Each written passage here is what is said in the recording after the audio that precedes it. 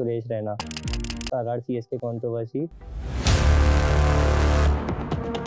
Your journey really took off under 19 2000 world cup वाले campaign के बाद. So how has the life been उसके बाद से? जो सबसे बड़ा मोमेंट था वो अंडर 19 वर्ल्ड कप ही था. एज अ किड आप ड्रीम करते हो कंट्री रिप्रेजेंट करने का. वहाँ पे पहुँचना बहुत टफ चीज़ थी काफ़ी सालों की मेहनत के बाद. लखनऊ से यूपी से जितने भी प्लेयर्स निकले हैं, सुरेश रैना ने कॉन्स्टेंटली कहीं ना कहीं उनको बैक करा है. तो I think he knows the struggle. जब कोई आता है छोटे से उठ के आता है. सर वो फीलिंग कैसी थी जब आपको वो इंडिया की ब्लू जर्सी मिली थी? तो obviously I had tears in my eyes. Who has been your cricketing idol? Very common answer, Sachin Tendulkar.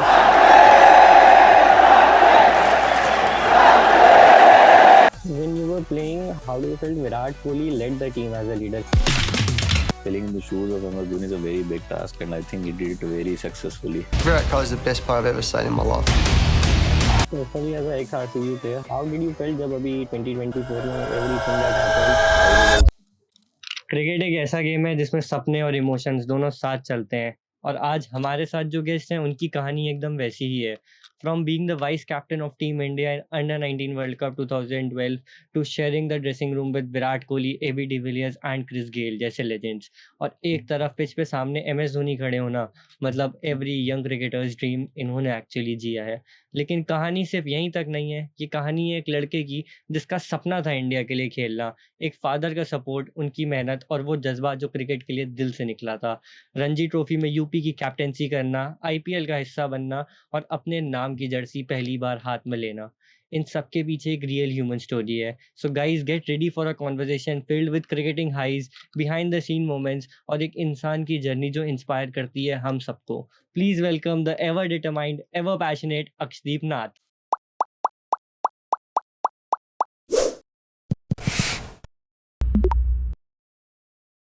So thank you a lot for coming here. Thank you for being here after such a long time. We are meeting, I guess. So actually, the last time I saw you was in 2019-2020 when you were there for RCB. So how do you feel?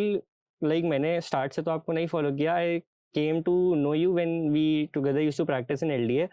But your journey really took off under 19 2000 world cup वाले campaign के बाद. So how has the life been उसके बाद से? I think अगर मेरी life का एक सबसे बड़ा मोमेंट था, ऑब्वियसली मैंने आईपीएल भी खेला, रणजी ट्रॉफी भी खेल रहा हूँ, बट जो सबसे बड़ा मोमेंट था वो अंडर 19 वर्ल्ड कप ही था. एज अ किड आप ड्रीम करते हो कंट्री रिप्रेजेंट करने का, तो कहीं ना कहीं वो था. और फर्स्ट स्टेप अंडर 19 इंडिया ही होता है. उम्मीद हमेशा से थी, बट ऑब्वियसली एक वहाँ पे पहुँचना बहुत टफ चीज़ थी काफ़ी सालों की मेहनत के बाद. जैसे आपने बोला, हम लोग एलडीए में काफ़ी छोटे से जा रहा हूँ. मैं 10 साल का था तब से जा रहा हूँ. 2004 I guess. हाँ, 2004 राइट.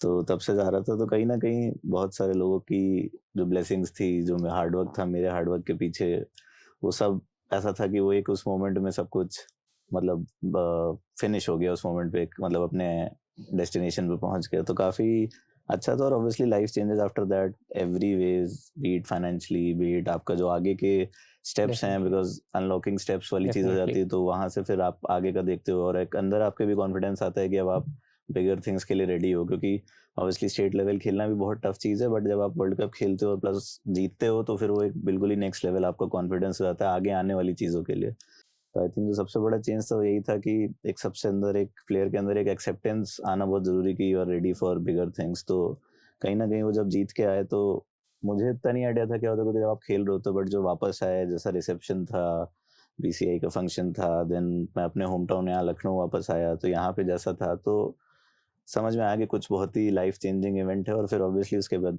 विद टाइम हर चीज़, जब मैं नेक्स्ट फिर अंडर 23 रणजी ट्रॉफी गया, वहाँ पे एक ऑब्वियसली आप जीत के आते थे, एक अलग रिस्पेक्ट होती है, एक अलग प्रेफरेंस मिलता है आपको. तो और आई वाज लकी कि जैसे ही मैं वहाँ पहुँचा तो सुरेश रैना, ऑल दो समय वो कंट्री ड्यूटीज़ पे रहते थे, बट उस समय फ्री थे, तो वो खेलने आए हुए थे. आरपी सिंह थे, पीयूष चावला थे, तो उनका भी वो था क्योंकि वो सारे भी अंडर 19 वर्ल्ड कप खेले हैं, तो उनको भी उस चीज़ का आइडिया है. मुझे स्टिल रिमेंबर जब मैं वापस आया तो मेरे पास सुरेश रैना का कॉल आया, भैया का, कि कॉन्ग्रेचुलेशंस. मैं तो पहचान भी नहीं पाया था खैर, क्योंकि उन्होंने सुरेश बोला तो मुझे समझ नहीं आया, बट एनी सेड सुरेश. तो बहुत सारी चीज़ें छोटी छोटी चेंज होती चली गई जो आगे करियर के लिए बहुत हेल्पफुल थी. So like what I have seen कि लखनऊ से यूपी से जितने भी प्लेयर्स निकले हैं, सुरेश रैना ने कॉन्स्टेंटली कहीं ना कहीं उनको बैक करा है.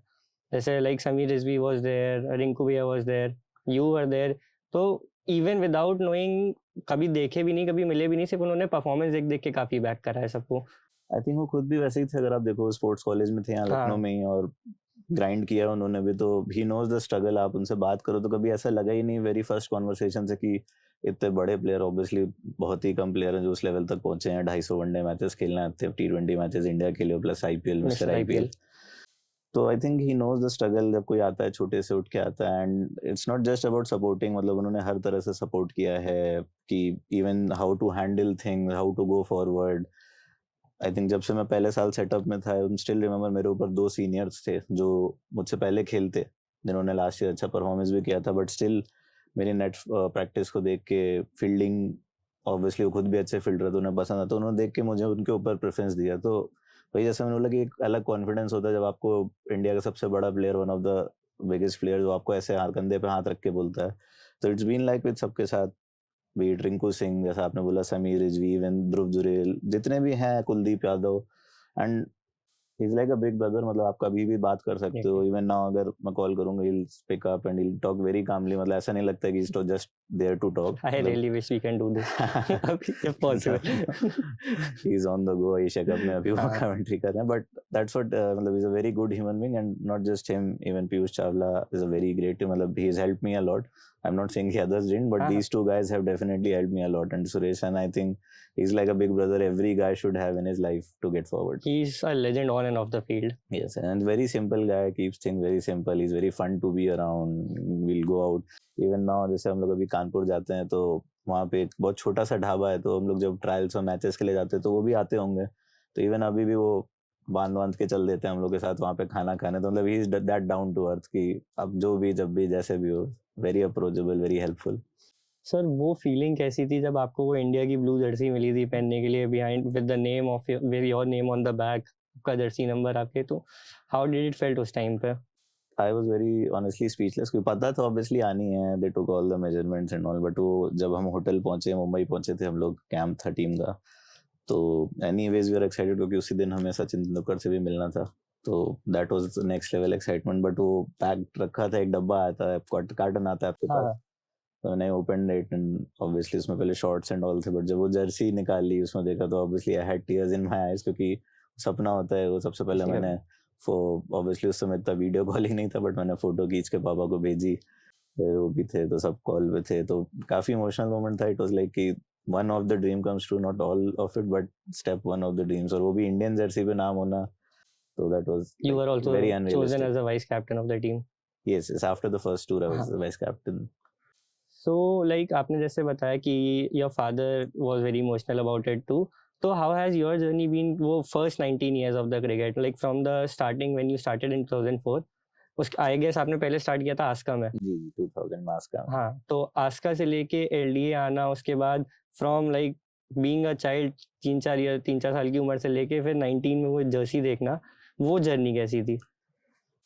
एक्चुअली मतलब बहुत ऑनेस्टली बोला आपसे, तो वो जर्नी बहुत ही फन थी, क्योंकि एज अ किड आप पे बहुत सारी रिस्पॉन्सिबिलिटीज नहीं होती हैं, definitely. And again credit goes to my parents also, क्योंकि पापा खुद स्पोर्ट्स पर्सन थे, वो हैंडबॉल खेले नेशनल, तो एक थोड़ा सा स्पोर्ट्स वाला उनके अंदर था, क्योंकि मेरे साथ भी बहुत सारे ऐसे बच्चे थे जो मुझे लगता था मुझसे अच्छा खेलते, बट उनको उतना सपोर्ट नहीं मिला, और वो कहीं ना कहीं उन्होंने कभी पढ़ाई के लिए कुछ भी वो गेम छोड़ दिया। बट मेरे पापा का हमेशा से ही बिल्कुल ब्लाइंड सपोर्ट था कि तुम खेलो, बाकी मैं सब देख लूंगा। तो आई थिंक वो एक बच्चे के लिए बहुत इंपॉर्टेंट होता है, तो वो कभी ऐसा कुछ प्रेशर फील हुआ ही नहीं ग्रोइंग अप कि हाँ ये करना है वो करना है, and he was always about कि एफर्ट्स मैटर, रिजल्ट, क्योंकि आप किसी दिन 0 पे आउट होगे, किसी दिन 100 बनाओगे, बट एफर्ट्स आपके सेम रहने चाहिए। तो आई थिंक वो प्रेशर कभी उन्होंने मुझ पे आने नहीं दिया उस चीज़ का, तो that journey was very fun. Obviously हाँ, इनिशियली जब मैं पहला साल में जब अंडर 15 खेला, तो I was not too successful, 3 matches खेले, मैं आउट हो गया था सब में जल्दी, तो फर्स्ट टाइम मुझे वो रियलाइज हुआ प्रेशर, क्योंकि जब तक आप लोकल क्रिकेट खेलते हो उतना नहीं होता है, ऑल्दो मैं काफ़ी जल्दी ये डिवीजन टीम और सब रिप्रेजेंट करने लगा था, बट कभी ऐसा फील नहीं हुआ था। बट वहाँ पे फिर एक डाउट आता है आपके एज अ प्लेयर कि यार क्या मैं इस लेवल पे नहीं परफॉर्म कर सकता, या कुछ तो काफी अलग है स्ट्रगल यहाँ फेस पे। करता है। बट अगेन वापस आया, गोपाल सर थे हमारे कोच, उन्होंने काफ़ी हेल्प करी, बहुत सिंपल रखी चीज़। I think I was very lucky कि आसपास लोग बहुत सिंपल रखते थे चीज़ें, बहुत ज़्यादा किसी चीज़ को हाइप नहीं करते थे। हमेशा सर भी हमेशा ही बोलते थे कि 0 बनाओ चाहे 100 बनाओ, एक आराम से रहो, चेंज नहीं होना चाहिए आपका Gopal sir attitude things. Performance के बेसिस पे। हाँ। तो ये सब छोटी चीज़ें हैं जो बहुत लॉन्ग टर्म में हेल्प करती हैं। तो फिर नेक्स्ट ईयर हमने वर्क किया, फिर उसके जो नेक्स्ट सीजन तो काफ़ी अच्छा गया मेरा, तो फिर वो एक बिलोंगिंगनेस आ गई मेरे अंदर कि हाँ नहीं ऐसा नहीं कि यहाँ कुछ अलग है, just that you have to be more skillful, you have to be more confident, you have to keep working hard, और सबसे important mental strength, you have to believe, क्योंकि I think self belief is the most important word here. तो वो आपके अंदर आ गया। तो फिर नेक्स्ट ईयर से गया, फिर मैं अंडर 16 से एज हो गई थी मेरी, तो मैं अंडर 19 जोन में गया। तो उस साल 3 लड़के थे शायद पूरे सेंट्रल जोन में जो अंडर 16 से 19 में गए थे, तो यूपी से मैं ही था।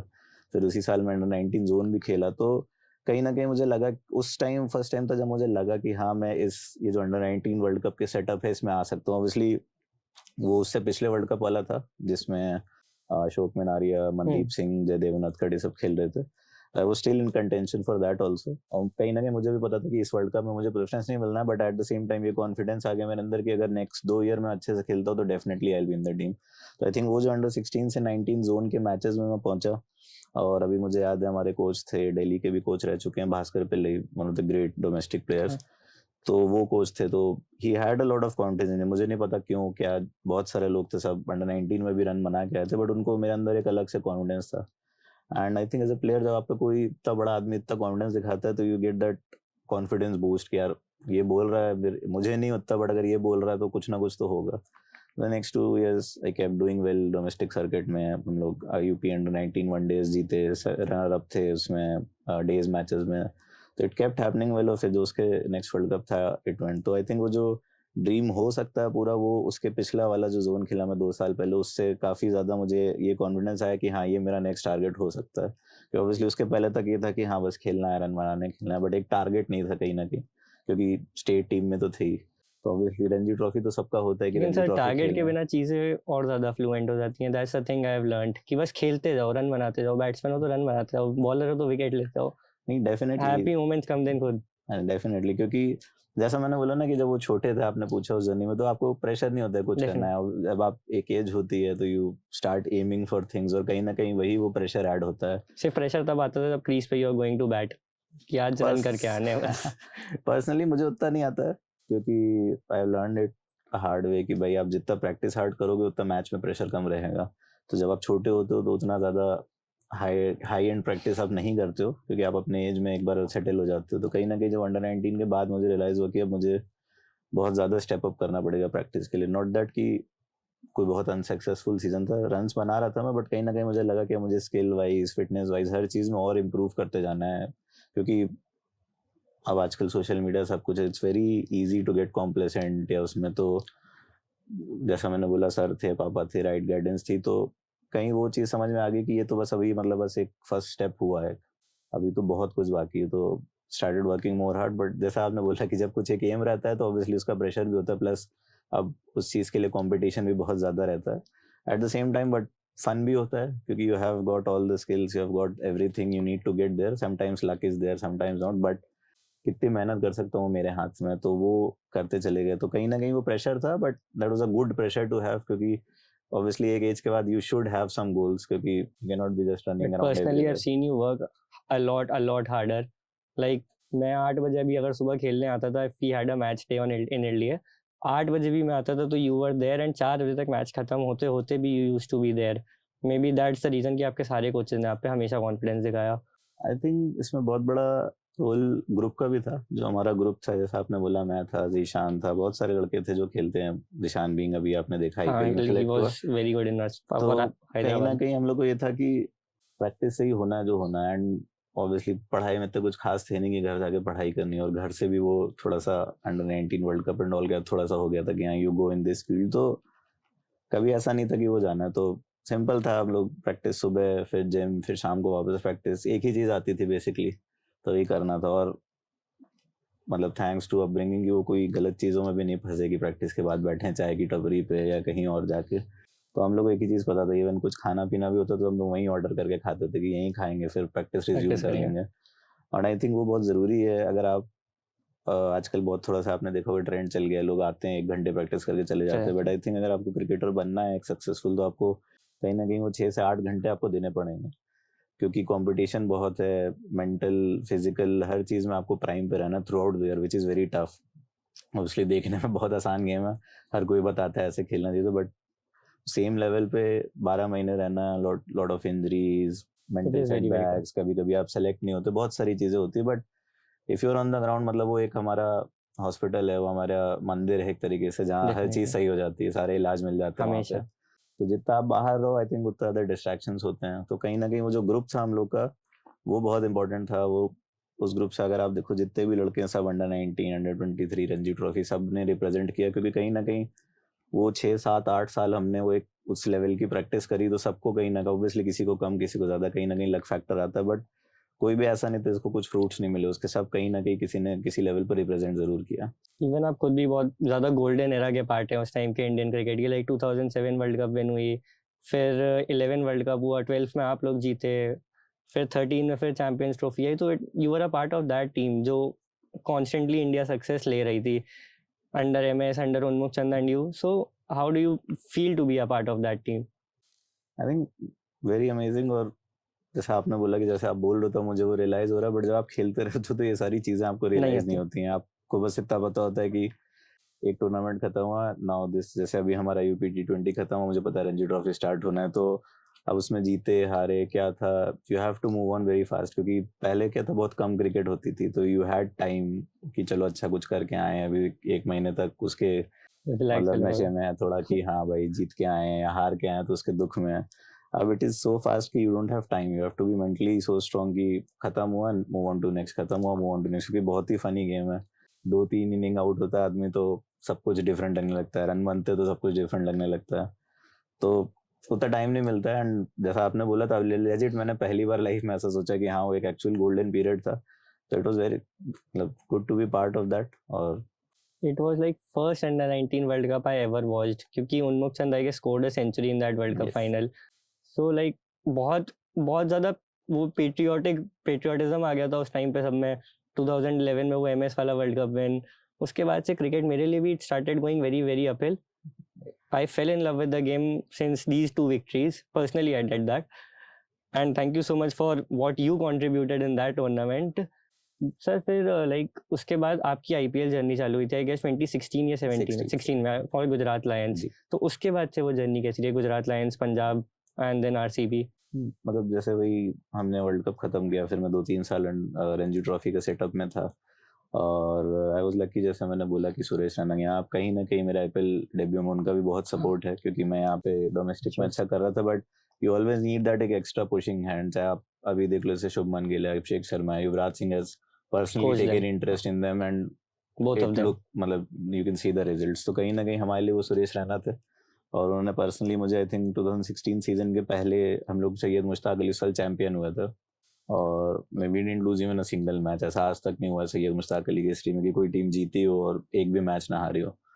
तो mid of the season he told me कि मतलब he didn't tell me directly, but he said you are doing good, be ready for bigger things, and यहाँ से जाने के बाद भी प्रैक्टिस मतलब रेस्ट ज़्यादा नहीं करना है, दिस दैट। तो आई थॉट कि बहुत नॉर्मल सेंस में जैसे कि, but then I got to know मतलब from other people around him कि you have a chance, but still जब तक वो होता नहीं है you are nervous about it. तो कहीं ना कहीं जब वो फर्स्ट आईपीएल में पिक हुआ, that was also very big moment. मैं मैच खेल के वापस आ रहा था, आई स्टिल रिमेंबर, तो मैं स्कूटी चला रहा था, तो फोन बजे जा रहा था बार बार।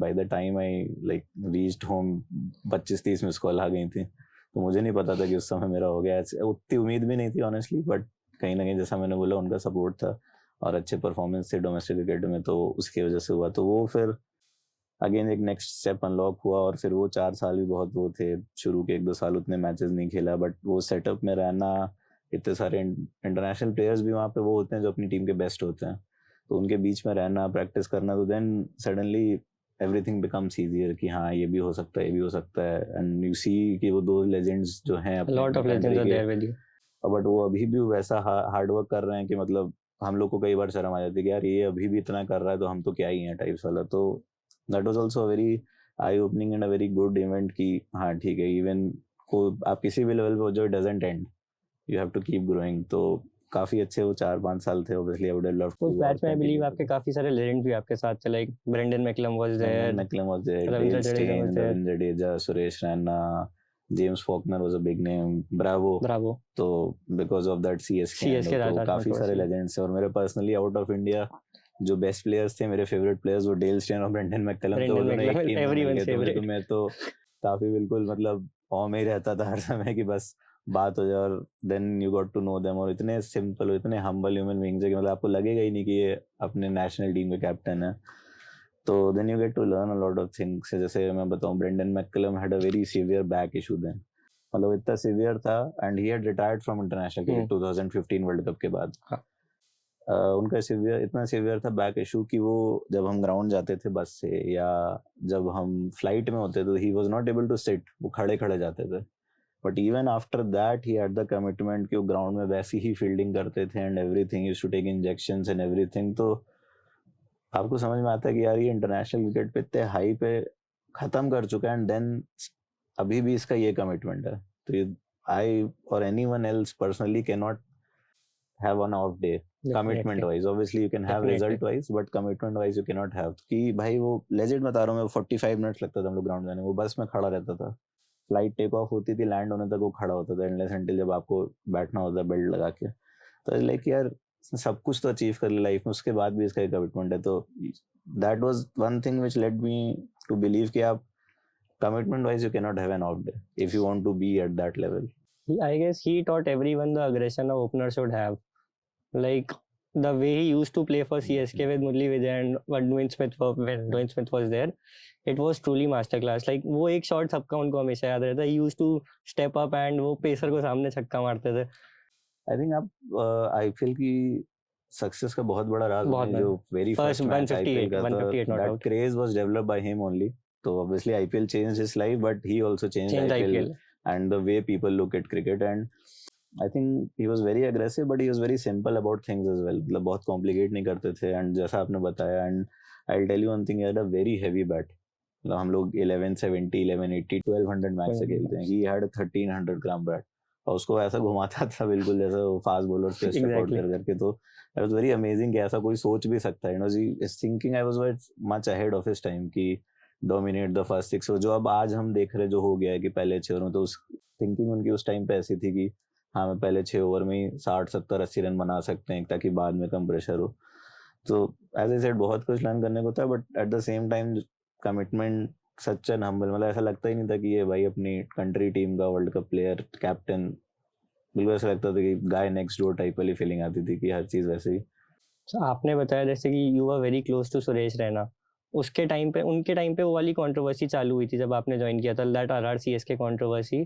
तो उस टाइम जब वो गुजरात के कैंप में आए थे, लाइक पहली बार तक तो वो सीएसके के चिन्ह थला, एंड वो उसके बाद जब उस कैंप से निकल के गुजरात के कैंप में आए थे, तो हाउ डू यू थिंक कि वो फील कर रहे थे उस टाइम पे, कि कोई ड्रेसिंग रूम में कॉन्वर्जेशन हुई हो, कुछ हुई हो? नहीं ऐसा कुछ नहीं था, मतलब that was something which was again I don't know the details of it, but more management related. So I don't think players were much, and But he has he was- always been a very good leader. So he was looking forward because वो आए उस समय वो domestic season भी पूरा खेल के गए, तो दैट शोज कि उनको उन चीज़ों से उतना फर्क नहीं पड़ रहा था। बिकॉज एज ए क्रिकेटर ये बहुत टफ होता है कि आप ऑन ग्राउंड और ऑफ ग्राउंड डिफरेंट रखो। ऑब्वियसली बोलना बहुत आसान है, बट Exactly. चीज़ें अफेक्ट करती हैं आपको। कई जगह आप जाओ, पब्लिक भी ऐसी होती है जो ऐसी चीज़ें बोलती हैं which is not very decent, but I saw him कि वो कोई चीज़ उनसे फर्क नहीं पड़ती थी। He was very looking forward, he was very involved in the auction, the new team, how to lead the team, and he made sure everyone is comfortable, players, even the support staff. He's there for everyone. So I don't think that affected him much personally. I don't know how much, but it didn't look as a player to me that something has affected. And he was very, and he, when you take care of everyone around you, and then you get that leadership, and you earn that leadership status. So I think he had it earned from the very starting, and everyone was very supportive. Plus then being all the core group of leaders, like we had Bravo, we had McCullum, so all these had captain, so that was also good to have, and these people like together took care of everything. So that was very good to see and learn also. Yeah, I can also be like to my juniors कि हाँ ये this is something worth learning. It's very easy कि मैं किसी को डांटता रहूँ, but I have also been उस एज में, बट अगर मुझे उस एज में किसी ने सपोर्ट किया तो I should also be able to do that to others. And so उसके बाद फिर जब धीरे धीरे पंजाब का टाइम आया, like Gujarat had to go back, CSK and RR वापस आई थी जॉइन पंजाब, तो वो टाइम कैसा था? काफी अच्छा था, जैसे बताया ऑब्वियसली वो पता ही था सबको कि 2 साल बाद हाँ. मतलब उनका कॉन्ट्रैक्ट ही 2 साल हाँ. का था। Then obviously going to Punjab, फिर उसके बाद आरसीबी। तो again everything comes back to domestic cricket, how well you do in domestic cricket. makes you get picked in IPL. तो वो 2 सीजन आई थिंक अगर मैं बोलूँ तो जैसा मैंने बताया कि पहले 2 साल मैंने मैचेस बहुत नहीं खेले IPL में, but there's so much to learn कि when I kept doing those things, I मतलब came back and kept doing those things, तो वो बाकी चीज़ें बहुत आसान होने लगी. Obviously आसान होती नहीं है, but mentally you're in a space and you have done so much hard work कि आपको वो चीज़ें आसान लगने लगती हैं. तो वो नेक्स्ट ईयर पंजाब में था मैं, उसके बाद उन्होंने रिलीज किया there was something कि उन्होंने बोला कि we want to buy you but we have to clear our purse, so we'll get you at a lower price. But then again I had the CSK and RCB had a bidding war which went to, so everything again comes back to, I have to give the credit, comes back to the domestic season which I had in all 3 formats. It's not just कि आप T20 में बहुत अच्छा कर रहे हो. I had a very good season all 3 formats, so that helped a lot also. So that was very good. Obviously playing for different franchises. Punjab, we had Ravichandran Ashwin. He's a very street smart cricketer. He keeps trying new things, everything, and so he has a plan for everything. He's a plan, and it's not just the plan. He's prepared. Like even throughout the practice sessions, he'll be with everyone. You can do this, you can do that. We can try this, we can try that. So there was a lot to learn. Obviously, there were legends there. Virendra Sehwag was our coach. Yuvraj Singh was in the team. Chris Gayle was in the team. So everyone. And what I learned was all the big players throughout I've been with, like they are so humble and they're so approachable. Like you can go into their rooms and talk, and they'll talk to you for a couple of hours. ऐसा नहीं लगता कि यार कौन आ गया क्यों आ गया. This themselves, like I'll tell you about Chris Gayle. Obviously everyone knows the party, but he takes care of everyone. मतलब वो रात में टहलते रूम में आ जाता, टॉवल डाल रूम में चला आया, वो उसको कोई मतलब नहीं. But again he used to take care of, and his way of keeping everyone comfortable, because उन लोगों को भी पता है कि नया जो भी आया है, if he feels comfortable he'll be able to perform well. तो कहीं ना कहीं बहुत सारा मतलब वो टीम्स चेंज हुई, बट और नए प्लेयर्स मिले और कुछ सीखने को मिला, तो that was very good. You have been there with you have played with every cricketer which a child dreams of. Brendan McCullum, Chris Gayle, Stein, Virat Kohli, obviously one of the biggest names ever, and like you told, Faulkner was there. How lucky do you feel personally? I think extremely lucky, मतलब कि to represent the game at that level and play with these legends. अगर as a kid मुझसे कोई पूछता था, I would have traded my life for it, and I got that opportunity. So I think these are one of the best memories of my life. So like we had a conversation about your times at Gujarat, your times at Punjab, but then comes the biggest time of your career when you joined RCB. CSK and RCB had a bidding war, and RCB got you. So उस time पे क्या feeling थी वो? मतलब honestly मतलब जब मैं देख रहा था ऑक्शन, तो आई कुडंट बिलीव कि मतलब टॉप 2 टीम, मतलब अगर मुझसे कोई पूछता तो मैं ही बोलता था कि या तो RCB जाना है, CSK जाना है, and then they had a bidding war, तो that was a dream come true. Like time का था, I was pretty much numb, क्योंकि देख रहा था मैं घर पे बैठे, मम्मी पापा सब साथ में थे, and then I went to RCB. So I was मतलब very happy, because I knew somewhere कि might be comparatively I'll get more chances here, which I got also. But then again, the first thought which comes is get to share a dressing room with Virat Kohli and AB de Villiers and get to play with them. So again, and there was Moeen Ali was there that year, Shimron Hetmeyer, Heinrich Klaasen, and Tim Southee. Stein was there again. Stein came again as a replacement later. So, but again the fact कि अब वो dress Virat Kohli और AB de Villiers के साथ dressing room share करने को मिलेगा, that was the first thing that came to mind. उनका रोमांस कैसा होता था? They are very good friends, and मतलब obviously इतने साल से साथ में खेल रहे हैं, तो it's more of कि they know each other very well. They have played so much together, all the partnerships they have had over the years and everything. So, and I think they understand each other well, what मतलब needs to be done, and they have a very good communication even during the matches, what needs to be done. Like I've seen sometimes Virat just AB de Villiers will go and just talk to the bowlers, and Virat will give him his space, and there were times that Virat took over. So, and there was never anything which felt like off or there was a conflict. Like there was so much into it. They both trusted each other so much कि if someone is doing something, just let it be. And obviously they had the results to back it up as well. So it was very good to see and amazing time. उस time से वो family में कैसी feeling आई थी जब they got to no कि अब you will be playing with Virat, you will be playing with AB? तो सभी खुश थे, क्योंकि सब साथ में ऑक्शन देख रहे थे, वाला घर पे ही था मैं. तो फर्स्ट राउंड में मेरा नाम आया था, बट मैं पिक नहीं हुआ था, तो दे वर वेरी सैड कि ऐसा है नहीं. बट आई न्यू कहीं ना कहीं कि मतलब because that was a mega auction, तो प्लेयर्स मतलब teams go for the bigger players first, तो they tend to save their purse. तो आई वाज लाइक कि मतलब कहीं ना कहीं तो मैं जाऊंगा, बट इट्स दैट कि पहले नाम आता है तो you don't get preference over international, which is very logical as well.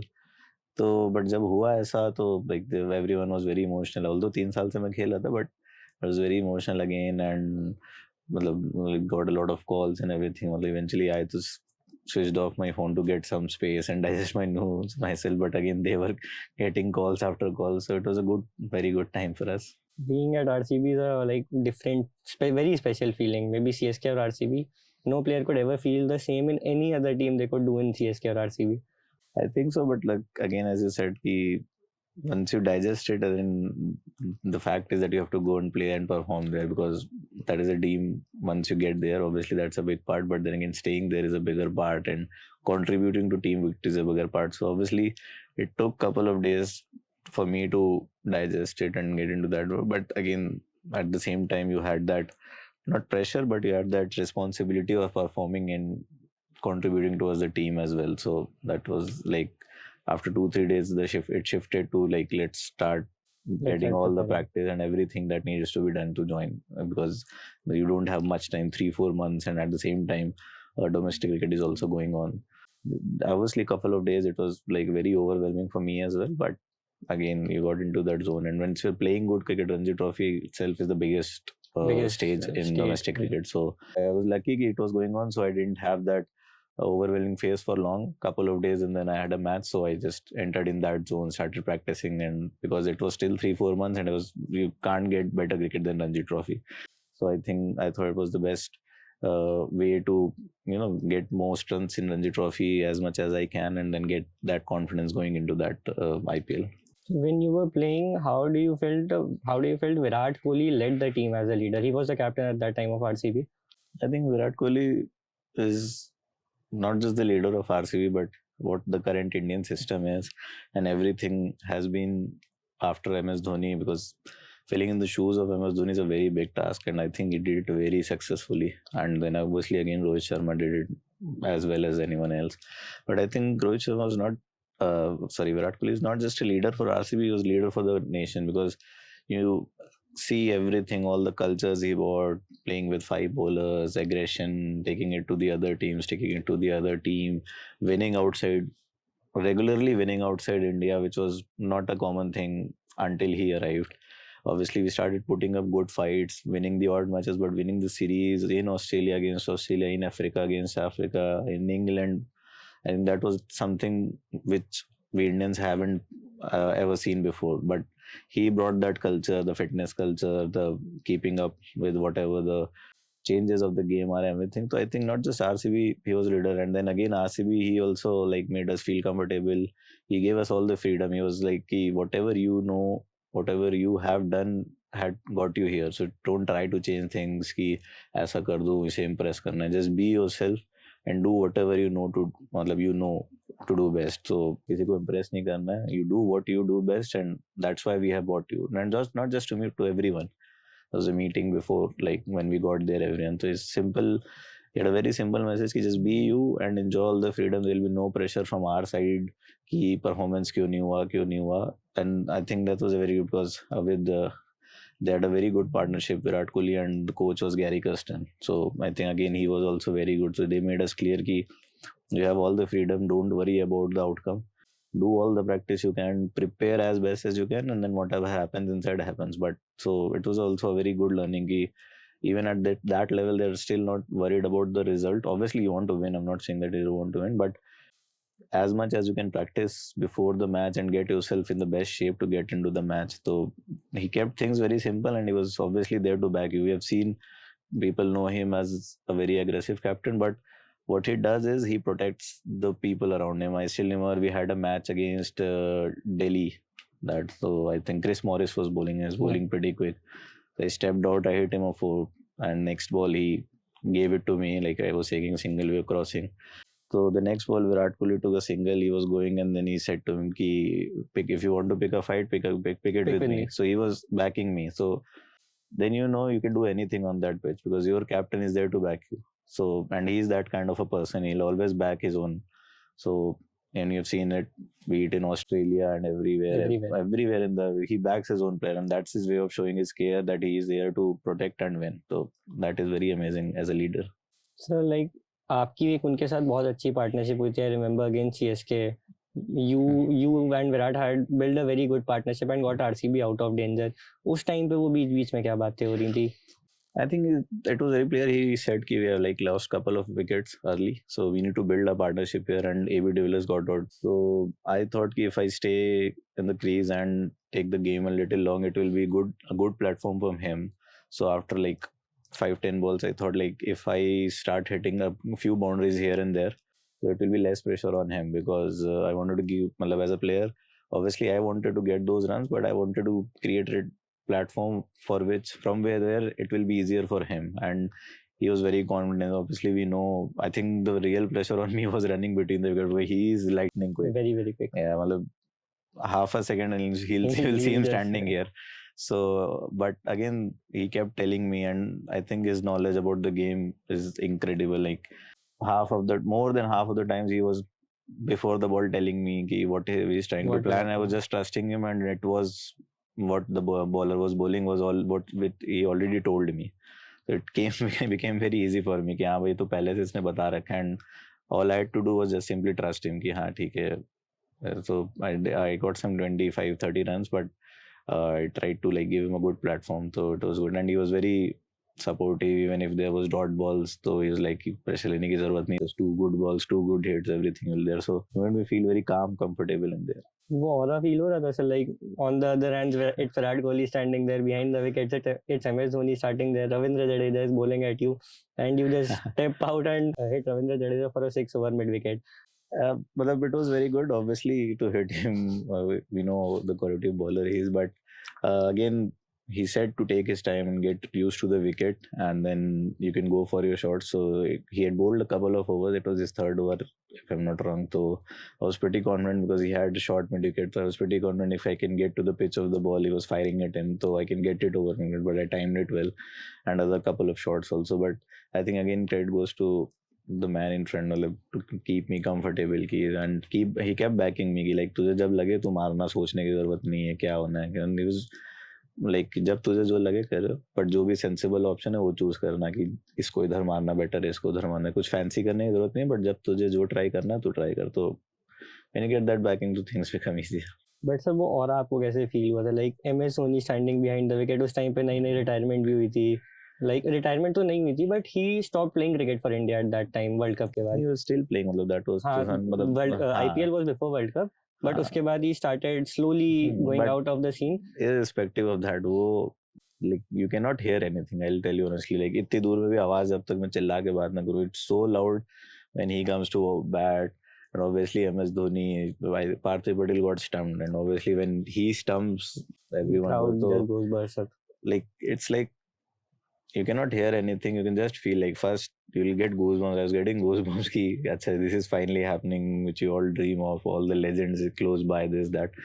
And again, even like I was there ki वैसे ball खेल रहा था, then I used to look like I was pretending to look कि मैं field देख रहा हूँ, but I was most of the time looking MSD, and he was like all cool, calm. A couple of times he passed a smile to me. I think he got it. I was getting nervous, but he was very cool about it. So that is very amazing. And that match was in Chinnaswamy.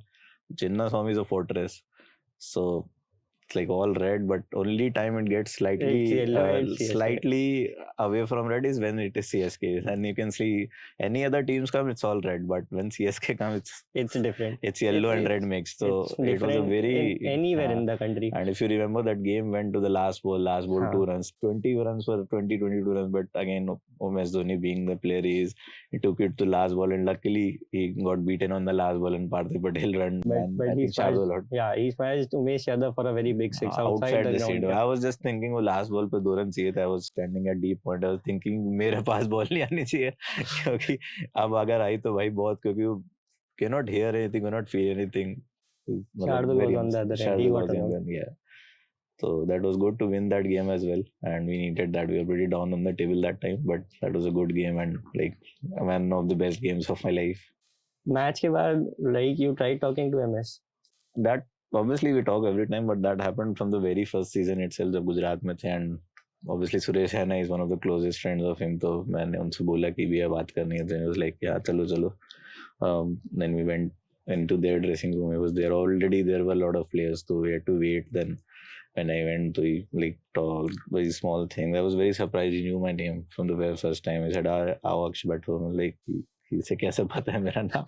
But then again they showed, मतलब it shows, and then he said कि इसने बताया मेरे तुम्हारे बारे में काफी अच्छा कर रहे हो करते रहो, and all the questions I asked him, and I was very amazed कि had like very complex questions कि भैया ऐसे ऐसे, and he had such simple answers for everything which made things. I was like अच्छे ये इसीलिए तूने आराम से सब कुछ handle कर ले रहा है, क्योंकि the approach to everything is so simple. We tend to make it complicated कि अरे यार ऐसा कैसे, और we start thinking about result this that, but when you talk to those people it's like यार वो IS level वाले questions होते, but वो ऐसे इतने सिंपली उसको वो कर देते. Math तो professor की आफ्टर तरह दैट से. First conversation into that I was more of कि यार इतना आसान है तो फिर जब इस आदमी ने दिमाग में सब दिमाग का ही खेल है, उसने इतना आसान कर रखा अपने दिमाग में, तो ऑब्वियसली फिर वो रिजल्ट आना ही है. तो कहीं ना कहीं कॉन्वर्सेशंस बहुत हेल्प करती है ग्रोइंग अप, कि आप जब आगे जाते हो कि अच्छा, क्योंकि आप ऐसी सिचुएशन में पहुंचते हो, जितना इजी रहता है, जितना काम रहता है दिमाग वो टफ सिचुएशंस में, उतना अच्छा रिजल्ट आता है आपके लिए.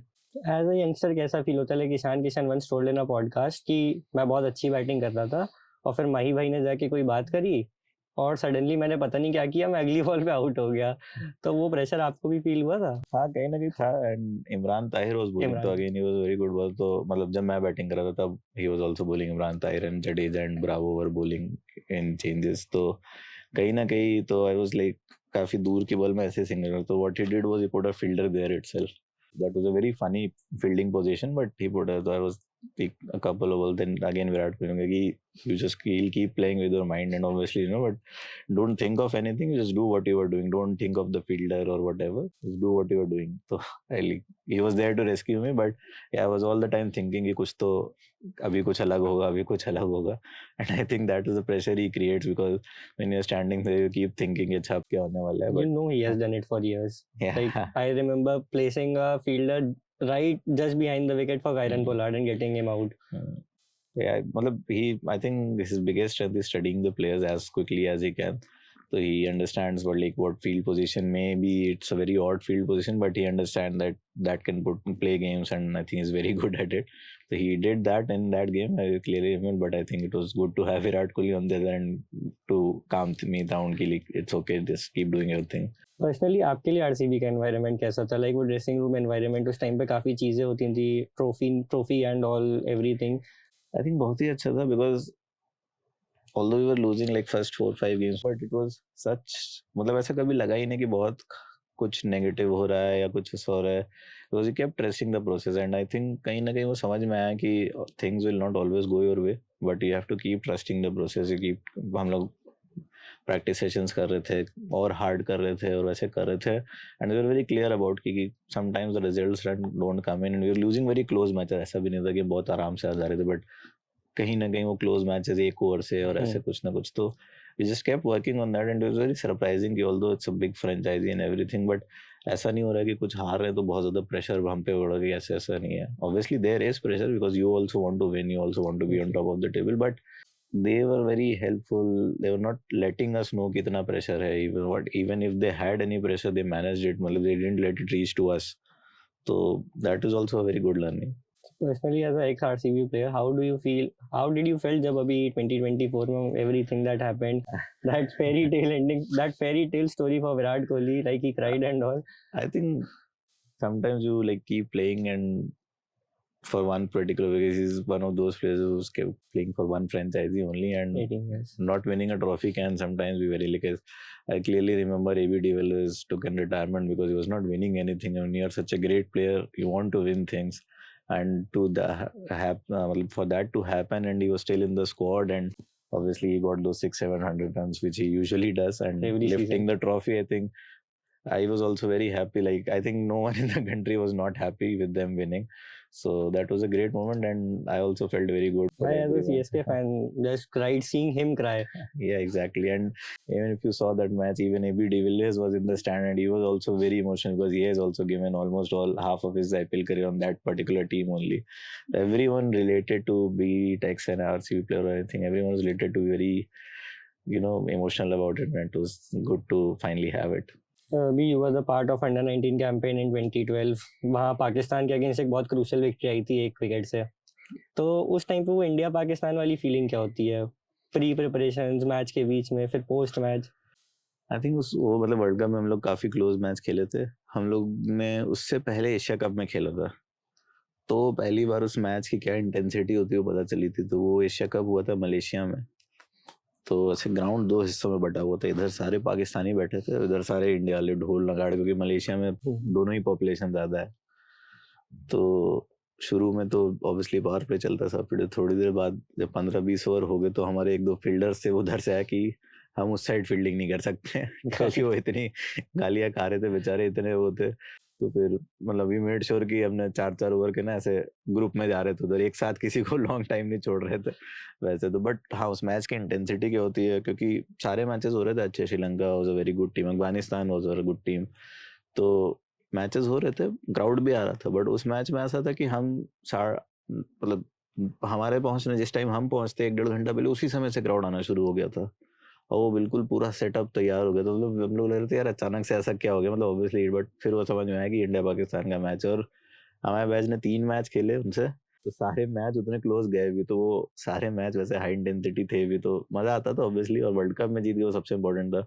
आई थिंक लास्ट विकेट पे संदीप शर्मा और हरमीत सिंह ने 15-20 रन की पार्टनरशिप करी थी और मैच जीत गए, तो था तो काफी मजा आया था। और वहाँ ऑस्ट्रेलिया में हम लोग की क्राउड ज्यादा थी, इंडियन सपोर्टर ज्यादा थे, बट हाँ वर्ल्ड कप में जीते वो सबसे इम्पोर्टेंट था उनके अगेंस्ट। अंदर से वो अग्रेशन फील होता था? लड़ाई हुई थी आप लोगों की कभी पाकिस्तानी प्लेयर्स? हाँ हाँ, काफी हुई थी वो तो मैच शुरू होने के पहले हो जाती, क्योंकि I think more than us उनको प्रूफ करने की ज्यादा जल्दी रहती है कि हम भी कुछ हैं। जैसा कि आपने सुना होगा, कल सूर्य कुमार ने बोला कि वो राइवलरी तब होती है जब there is no contest equal वो, तो उन लोग के अंदर एक वो ज्यादा है कि हमको दिखाएंगे वो, तो वो ही आते थे हम पे। फिर ऑब्वियसली बाकी टीम्स होती थी तो वो सेटल डाउन हो जाता था, बट उस दिन फिर वो सेटल डाउन उन मैचों में तो नहीं होता था। एंड काफी सारे थे, आपने मामूल हक था, बाबर आजम था उधर बैच में, तो काफी सारे ऐसे थे। एक एहसान आदिल फास्ट बॉलर था, वो भी पाकिस्तान के लिए बाद में खेला, तो थे काफी होती रहती थी लड़ाइयाँ, पूरे मैच चलती रहती थी। और ऑन टॉप ऑफ दैट इतने क्लोज मैचेस हुए तो वो और ज्यादा ही मतलब बढ़ती ही चली जाती थी। अब तो ऐसा लाइक कल तो काफी ज्यादा कंट्रोवर्सी ये हुई कि the channel was hiding the fights between India Pakistan. तो ये पूरे गेम चलती रहती है कि बस इन दोनों में हो रही है, या कभी कभी ऐसा होता है ना कि सामने नहीं आती काफी सारी चीजें? अब वो चलती रह रही है, और ऑब्वियसली रिसेंटली जो चीजें हुई हैं तो वो चीजें थोड़ी और हाइप हो जाती है। बट अगर आप देखो कि इंडिया के जो 20 ओवर थे उन्होंने फील्डिंग करी, किसी बॉलर ने ऐसा कोई मिसबिहेव नहीं कुछ किया। ऑब्वियसली एग्रेसिव होना बहुत डिफरेंट चीज है, हर कोई एग्रेशन में खेलता है, बट ऐसा कुछ ओवर द टॉप कुछ नहीं था। बट आप उनका देखो, पहली बॉल से ही छक्का खाया, उसके बाद आप ही छक्का खा रहे हो, आप ही गाली बक रहे हो, तो दैट शोज कि वो फ्रस्ट्रेशन है अंदर। एंड जैसे आप रिस्पेक्ट अर्न करते हो वैसे आप डिसरिस्पेक्ट भी अर्न करते हो, तो उन्होंने वो डिसरिस्पेक्ट अर्न कर रखी है। और I think it's more of them trying to show कि हम भी कुछ हैं, जो कि हो नहीं रहा है अभी उनसे। डेलिब्रेट कोशिश है। हाँ, डिलीवर ऐसा हो नहीं रहा है, बट वो बिना बात की फाइट्स हैं ऑब्वियसली, और जैसा फिर रिजल्ट नहीं आता क्योंकि आपका फोकस गेम पे कम है, बाकी चीजों पे ज्यादा है। They are trying to create a unnecessary matchup कि इंडिया पाकिस्तान सेम लेवल पे हैं, छोटी सी कंट्रोवर्सी हाथ नहीं मिलाए तो just complain for it to the match referee. नहीं, अगेन इट इज लाइक आप किसको ब्लेम करोगे, आपकी कंट्री का है ऑब्वियसली, चीजें बहुत सारी चीजें। एंड आई थिंक मतलब credit goes to captain Surya और गौतम गंभीर के, उन्होंने डिसीजन लिया, that is very fine to do that. मतलब I am completely in support of that. Obviously यहाँ पे काफी कंट्रोवर्सी चल रही थी कि खेलना नहीं चाहिए था, बट देन अगेन अगर आप खेलोगे नहीं तो फिर आप एशिया कप, वर्ल्ड कप खेलने का मतलब नहीं रहता ना, कभी ना कभी तो आपका मैच पड़ेगा। अब हो सकता है वर्ल्ड कप का semifinal, you can not walk away, तो फिर आपने मेहनत क्यों करी 4 साल? तो I think it was right to play, but the way they handled things it was superb, amazing. क्योंकि खेलना तो है ही, ऑब्वियसली मैचेस पड़ेंगे, we don't play any bilateral series, world test championship में भी कुछ नहीं खेलते, but obviously multi nation tournament है, वनडेज तो यू हैव T20 जो भी आपको खेलना तो पड़ेगा ही। I think the way they handled it was very good, और it showed in them because Indians were there just to win and they were trying to prove a whole point which they cannot back. Everyone knows what they do, so obviously and credit goes to the whole Indian team कि जैसा उनको match, पहला match तो they got out early, but yesterday was a very tough match, but then again they backed it and win easily. In the first match, Surya even he came in front to take the stand of every incident that happened. In the post-match presentation, even when Sanjay Manjrekar was just bidding him a goodbye, he just took the mic from him and specially made that sentence that about that Operation Sindoor thing that happened.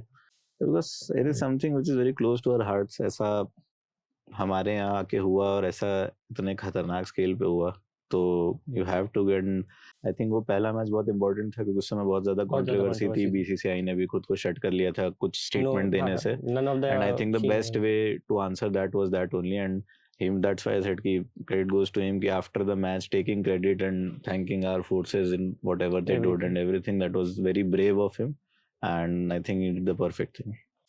But as an Indian, अगर if you get a chance कि एक Pakistani player से भिड़ना है, like आपका was there any incident कि you thought कि ये player सबसे ज़्यादा पाकिस्तान के लिए लड़ता है, पाकिस्तान से भिड़ता है फालतू unnecessary?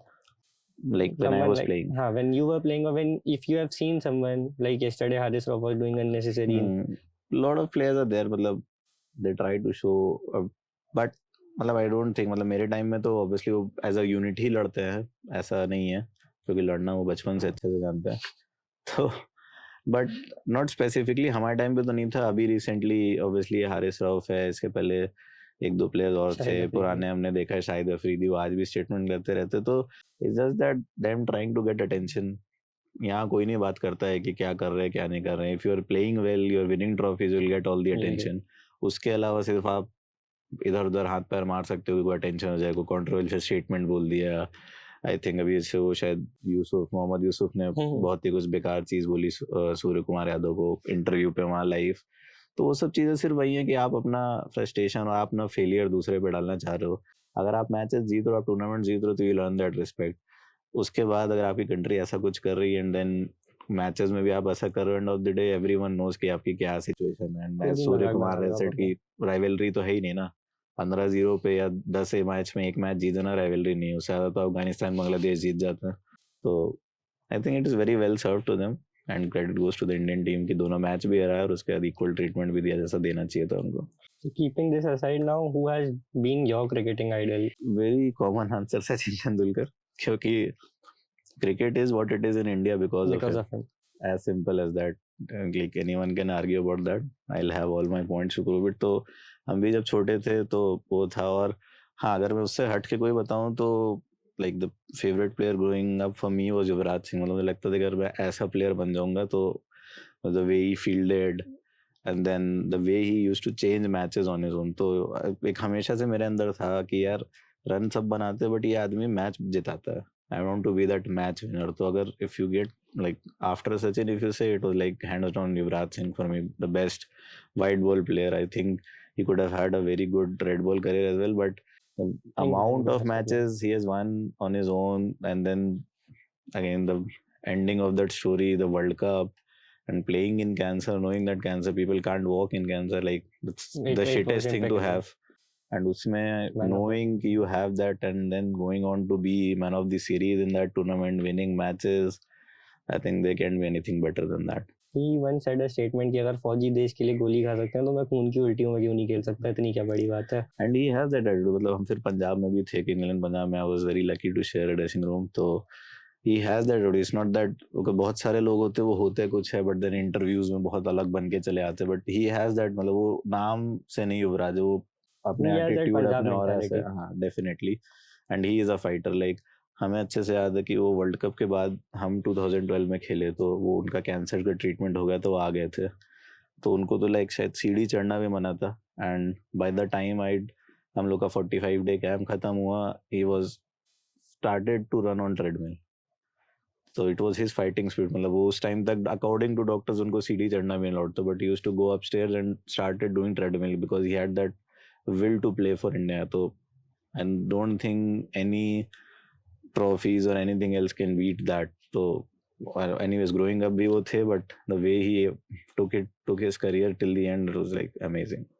So I have personally seen, I've noticed it being there in the same stadium you used to practice. Your father has been a very constant influence in your journey.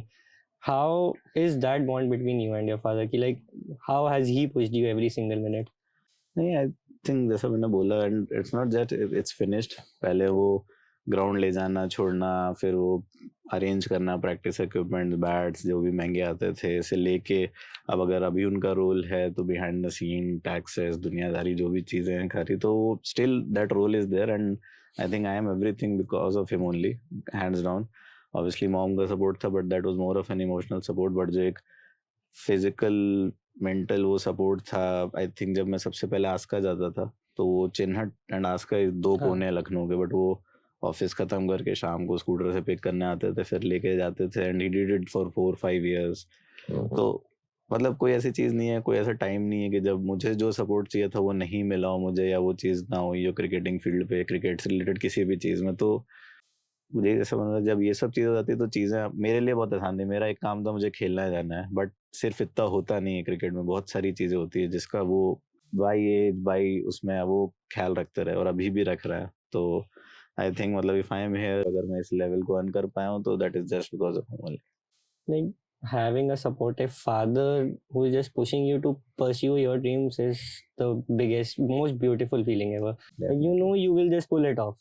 Definitely because और जैसे मैंने बोला कि वो pressure नहीं रहा कभी कि ये करना है, वो होना चाहिए, करना चाहिए।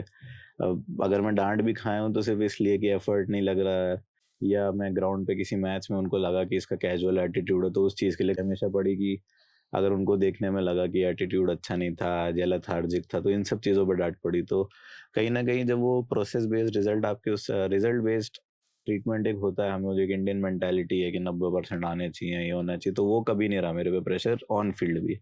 और मैं देखता था बाकी मेरे आसपास के जितने थे उनके भी पेरेंट्स आते तो मैक्सिमम लोग ये रहता था कि रन नहीं बना पा रहे हो, मतलब कुछ ना कुछ वैसे ही। तो जब आई थिंक वो आर या पार वाली शीट होती है, अगर आपके ही पेरेंट्स आपको क्रिटिसाइज करते हैं, बहुत सारे होते भी हैं जो करते हैं परफॉर्मेंस से, तो वो कहीं ना कहीं आपको लेट डाउन करता है। But at the same time I was lucky enough कि वो कभी मतलब उस पाथ पे गया ही नहीं कि रन बनाओगे तो अच्छा है, रन नहीं बनाओगे तो अच्छा है। प्रोसेस अगर अच्छा चल रहा है, मेहनत मैं अपनी पूरी कर रहा हूँ, तो it's all good for him. Does he still do it? Like, हाँ even डेफ till date? अभी भी वही है उनका, मतलब कि अगर हाँ ऑब्वियसली थोड़ा सा लीनियंट, जैसे पहले तो था कि भाई सुबह उठना ही जाते हैं, अब थोड़ा सा ऐसा रहता है उनको कि रेस्ट भी जरूरी है, बॉडी के टेक केयर करते रहो। Obviously he has also evolved with me, मतलब पहले अलग रोल था, अब अलग रोल है, अब more than of the field वाला सारी चीजें हैं, but still like majority is the same and still like it's the same, do your best and then we'll see whatever can happen. And so recently you got married. I guess it was a long relationship. 1 years, 1.5 years. So, like, how has the life changed after that? How has the cricket changed after that? I think life, अगर मैं पहले बताऊं तो it's become very beautiful because it's one of the best things to have. Like I regret कि I should have done it before, very honestly. And everything falls into place automatically. It's like कि everything has become calm, everything has become peaceful. I'm back to all the normal routines because एक age 25, 26, 27, you have a lot of social media, you have access to everything, you have money in your pocket, so you can go anywhere. But after like this marriage thing, everything is like you have to go practice, then come back to your wife and have that family time, obviously mom, dad and everything. I think it has changed a lot, and even cricket wise also she's always there to support me. She's very sweet, and like even in UPT20 she got her off from her office, and her brother, her sister, my mother-in-law, everyone drove from Delhi and they watched couple of games like just to support me, and obviously my parents are also coming. So it's been very good, and it's like more, if you want to ask me, like life is more less complicated, more focused. All the distractions are gone, and it's just that me, my game, and my family, including obviously my wife. So it's a very beautiful feeling for me. You feel more responsible. हाँ मतलब she is more responsible. I'll give it that. I am a bit of pain to manage in a few areas, but she handles it all. Obviously, she lets me know in her own way, own sweet ways, if I'm lacking or anything. But she makes sure that I have all the space I need to pursue my game. So, but like, and Abhi, what's the plan for you? Like IPL auctions are coming and all. So, what is the thing you could do from your side now? I think I had a very decent UP T20 season, and what's in my hand is, because next month Ranji Trophy is starting, so what's in my hand is to get some good performances there. obviously auction is there at your back of the mind ki you have to, because I also want to get back to that level again, but I think I'm more focused on the process ki I have to go to the Ranji Trophy and then get those centuries, big centuries. So everyone knows, like if you see last year, Karun Nair got so many domestic runs, he had to be considered again. So I think that is the way to go. And I think things are very transparent now with the setup. You get runs, you will be there. You'll get your chances in the Leap Trophy, the Trophy, IPL, and everywhere. But it starts every year. It starts from that Ranji Trophy season as well. So I think my main focus is I get into the team and get as many runs and as many wins for my team. So the name is trending again. That hype, the hype which I created before is created again by me. If you had to choose one team before IPL auction that I wish I could get a chance to play for this team this year, which team it would be? Again, I think I would like to go back to RCB. RCB. There are a lot of things, but I think RCB and MI are two teams which I look forward if I can get a chance again with. And sir, if there's one last message you could give to a younger self of Akshdeep Nath, what would it be? I think definitely it would be to keep things calm, and everything will come with. Be patient about that, because there were times which I was not too patient. I ran here and there, unnecessarily wasted my time in cricket only, but I think I could have shaved more time and got more into better things. And I would definitely tell him ki just keep working hard in and out, and like all the good things are waiting for you. Just keep your patience and find your wife early. Definitely, every one of us will be there rooting for you to get a big chance in this IPL auction. Thank you. And Thank just you do so much. very well in 2026 IPL. So just ending the things, can we just do one last segment, sir? Like Definitely. it's a this or that segment. If Sure. you have to choose any one thing of it. So starting from it, Test cricket or T20? That's a tough one, but Test cricket. RCB memories or your under-19 India memories? And 19 India memories. Century in a Ranji Trophy final or 50 in an IPL knockout? I will knock out. Facing Bumrah or facing Rashid Khan? I faced Bumrah, but I've not faced Rashid, so I'll say I'm facing Rashid Khan. India versus Pakistan 2022 World Cup or India versus South Africa 2024 World Cup final? I know it's like the India-Pakistan thing is big, but 24 final, because we got the trophy after that, so definitely that match. The fight of Kohli versus Naveen Ulak in Lucknow itself, or the Stark versus Pollard scene? I think Stark versus Pollard was a bigger scene because this was all verbal. There was bat run also. I've never seen that kind of a fight. Maybe in those local domestic matches, but not at that level. So I think that was the one. Watching India versus Pakistan or playing RCB versus CSK? Playing, obviously I'm a cricketer, so playing RCB versus CSK anytime. So chasing a target or defending a target? I'll personally go defending. I know chasing the target is a trend nowadays, but defending a target is like you have accomplished more because you were in a tough situation and then you got, so defending a target. You have been a part of team with having both of these players, so AB de Villiers or Chris Gayle? So this is like mom or dad. Like if you have to choose a partner to bat with? Partner to bat with, I don't know. I'll be duelist, but like just with the whisker, because watching Chris Gayle bat was also amazing. We were there with him in IPL. Obviously, the biggest question: Virat Kohli or MS Dhoni?